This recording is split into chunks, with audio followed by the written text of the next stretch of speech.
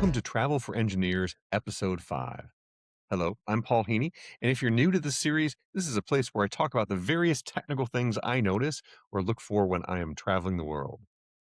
Now that we're through the Memorial Day weekend here in the US, also known as the unofficial start to summertime, I figured it was time for another episode of Travel for Engineers, since so many of us travel during the summer months with our families.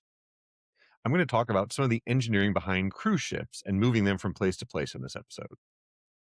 Now, while aboard a cruise ship, my family is usually focused on where to go to dinner that evening, or which buffet is open, or which pool to sit by.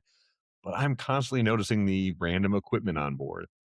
What's that winch for? Or what are those components over there on it? Or how does that communication equipment over there work? Or how often do they use the helipad and things like that? So on my last cruise, while others were planning their next island excursions, I was sitting in the theater listening to details about how the ship navigates, gets into and out of ports, and other sorts of things that an engineering mind might dwell on. Panos Kostopoulos, a staff captain aboard the Celebrity Solstice, gave us a thorough rundown about how the ship navigates. So the question on a lot of people's minds is, who's actually driving this giant ship? On a cruise, you'll often see the captain at onboard events, introducing the staff, and so on. But there's a lot of engineering and a ton of human coordination behind something that looks effortless. So, first off, a cruise ship is never just left to the autopilot. Yes, autopilot is used on open water at times, but it's really more like a tool instead of a replacement for people. On the solstice, there are always at least three people on the bridge 24/7, typically two officers and a lookout. The navigation team works in rotating 4-hour watches throughout the day and night, so there's always a fresh team monitoring the ship's position, route, traffic, the weather around you, and different systems that are operating. One of the things that stood out to me is how structured everything is. They divide operating conditions into three different levels: green condition for open ocean, good weather, low traffic; yellow condition is when visibility gets worse, traffic increases, or the ship is closer to land; and red condition for arrivals and departures, when things most often get complex. So, as conditions get more difficult, more people are brought in. That means more officers, more lookouts, and very clear task assignments.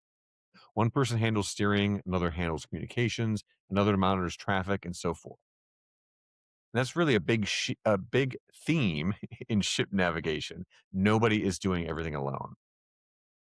Another thing I noted is how much of this is built around avoiding mistakes. On the bridge, actions are announced, confirmed, and cross-checked. If an officer wants to alter course to avoid another vessel, that intention is stated out loud, another officer verifies it, and only then is it carried out. So even something as simple as turning the ship a fraction of a degree is part of a system of verification. And that's classic engineering thinking. Don't just rely on skill, build in redundancy. And that applies to the equipment as well. Modern cruise ships like the Celebrity Solstice use electronic charts instead of the old paper charts, but they don't just trust a single screen. They have multiple independent backup systems. Plus, they do still carry a selection of paper charts as an extra precaution. So even if one system were to fail, navigation doesn't stop. Let's talk a little bit about voyage planning too. Before the ship even leaves port, there's a huge amount of planning. The navigation officer creates a voyage plan, and that includes waypoints, turns, speed changes, local conditions, harbor details, tides, currents, and even fuel efficiency. Then the captain reviews it along with the rest of the bridge team. So the route isn't, say, point the ship toward Hawaii and go. It's really a carefully built plan that gets checked over and over again.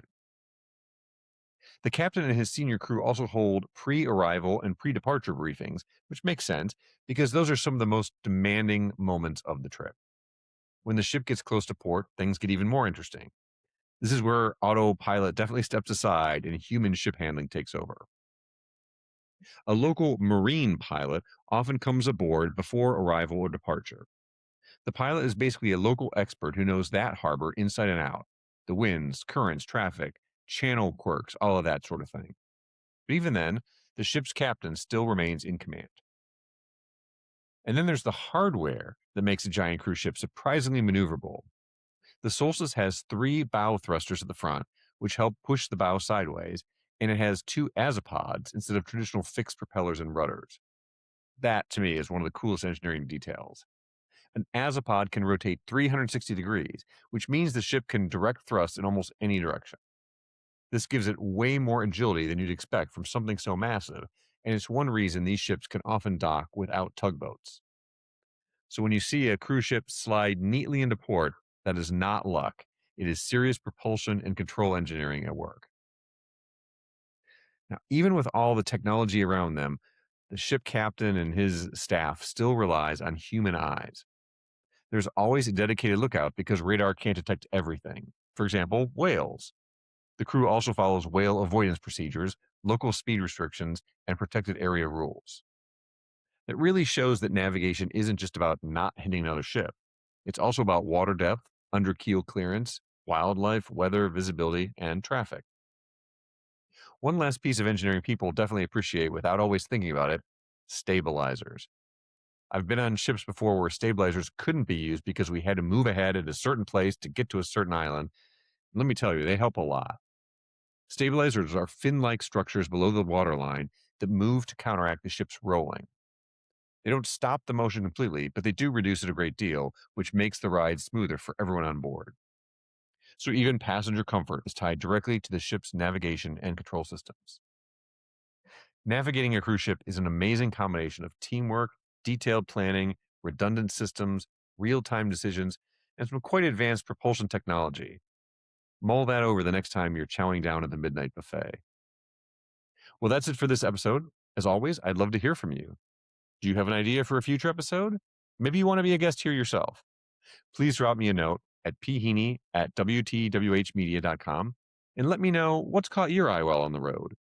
Also, don't forget to join the Travel for Engineers newsletter on LinkedIn, which was made just for this video series. Until next time, keep traveling and keep watching for what's really happening behind the scenes to make the world work.